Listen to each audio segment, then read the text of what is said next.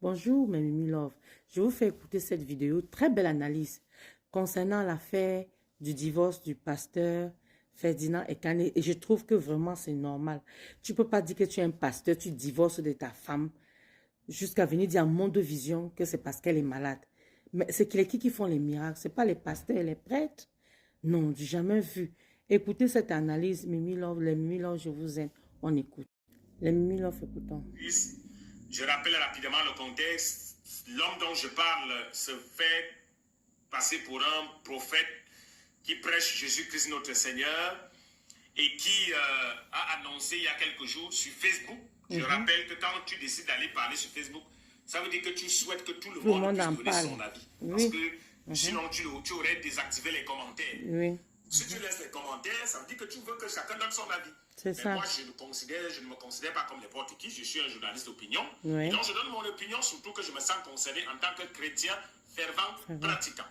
Et donc, à partir du moment où tu as posté la vidéo pour nous raconter une histoire, déjà, si je me mets dans la peau de journaliste, cette histoire-là n'aurait jamais dû faire l'objet de propagation parce qu'elle n'est pas équilibrée en termes d'information. Dans le métier, on dit qu'il faut équilibrer l'information, écouter les deux parties. Donc, il n'y a qu'une seule partie où tu finis de saquer la fille d'autrui, tu rappelles comment elle est mauvaise, comment sa belle-mère est sorcière, enfin, tout ce que tu as pu dire. Hein, bon, ça, c'est pas mon problème en réalité.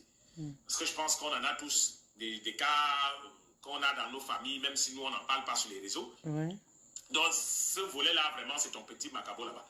Ce que je vais dire, c'est que moi, le côté qui m'intéresse, c'est le fait que tu dises que tu divorces.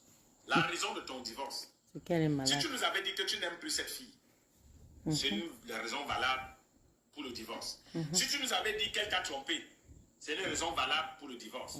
Si tu nous avais dit que elle ne veut pas suivre ton Dieu, qu'elle ne veut pas croire en Christ, c'est une raison valable de ton divorce. Mais la raison pour laquelle tu divorces, c'est que tu as découvert qu'elle t'a caché qu'elle est malade.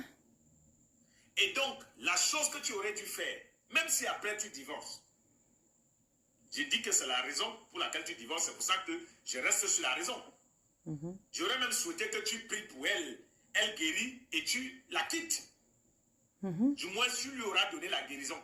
Parce que cette fille, de manière désespérée, qui t'a caché la vérité sur sa maladie, est certainement venue auprès de toi, voyant tous les miracles que tu prétends faire, voyant tout ce que tu prétends dire que le Jésus-Christ que toi tu sais. Je te rappelle que toi et moi ne sert pas le même Jésus-Christ. Jamais. C'est sûr. Toi et moi on servait le même Christ. Tu ne serais pas allé sur Facebook dire que tu te désolidarises de ta femme parce qu'elle est malade. Tu aurais dit que nous allons convoquer le corps du Christ, convoquer l'église pour que nous implorions la grâce, la miséricorde divine, pour que notre mère, comme vous l'appelez, une petite fille comme ça de 25 ans, on l'appelle Maman Alexandra, puisse recevoir la guérison. C'est ça que tu aurais dû faire. Si réellement tu avais eu la foi en Christ. Mais le problème, c'est que tu n'y crois pas. Comme j'ai dit à la première partie de la vidéo, ils ont l'apparence de la piété, mais rien ce qui en fait la force. Ils n'ont pas la foi en Christ. Ils n'y ont jamais cru. Ce sont des gars qui sont venus à l'église parce qu'ils n'avaient plus nulle part où aller. Ce sont des gens que la vie a été difficile. Ils ont choisi le chemin de la facilité. Lire la Bible, aller acheter l'onction au Bénin, au Nigeria et autres, avoir les foules, s'enrichir. Parce que si tu croyais en Christ, tu saurais que Christ est capable de guérir ta femme. C'est ça, les miracles. Tu ne serais venu. Tu ne serais même pas venu sur Facebook. Puisque si tu l'as épousée, ça veut dire que tu voulais être avec elle. En plus, elle était vierge et tout ce que tu as raconté. Elle était bien, maintenant elle est malade. Ça veut dire que tu serais resté avec elle. Tu aurais prié pour elle dans le secret. Elle aurait retrouvé la guérison. C'est ça. Votre vie, le couple serait en ce moment sur les chapeaux de l'eau. C'est ça. Mais le problème, c'est que tu ne crois pas au Dieu que tu prétends enseigner aux gens tous les jours. Tu ne crois pas en Christ. Tu n'es pas certain que Christ peut faire le miracle là. Parce que tu n'as jamais fait aucun miracle. En fait, tout ce que vous montrez aux gens là, ce sont des montages. C'est du pipeau. Cette fois-ci, c'est parce que ça te concerne. La et là, tu sais qu'ici, il n'y aura pas question de marmaille. Parce que tu ne peux pas marmailler avec ta propre femme. Si ça cuit, tout le monde va dire, mais tu nous as dit que ça va, non? Parce que c'est facile de marmailler avec les gens des autres. Ou quand vous filmez, quand la personne est à l'église, c'est que c'est bon, elle est guérie. Quand la personne part chuter à l'hôpital ou dans sa maison, les caméras ne sont plus là, on ne sait pas ce que ces gens deviennent, comme ils ne sont pas connus. Or, là maintenant, il s'agit de ta femme. Donc, s'il lui arrive quelque chose, tout le monde saura. Mais comme tu ne veux pas courir des risques, en réalité, ça c'est quelqu'un qui n'a pas confiance à son Dieu. Hein? Quelqu'un qui préfère mettre un terme au mariage, ça veut dire renvoyer la fille chez elle avec la maladie. Tu aurais été sage en disant, j'ai décidé que comme elle m'a menti, je vais divorcer, mais avant, je demande au corps du Christ de prier pour elle, pour qu'elle retrouve la guérison. Non, en réalité, tu n'as pas la foi en Christ. Tu ne crois pas que Christ peut la guérir.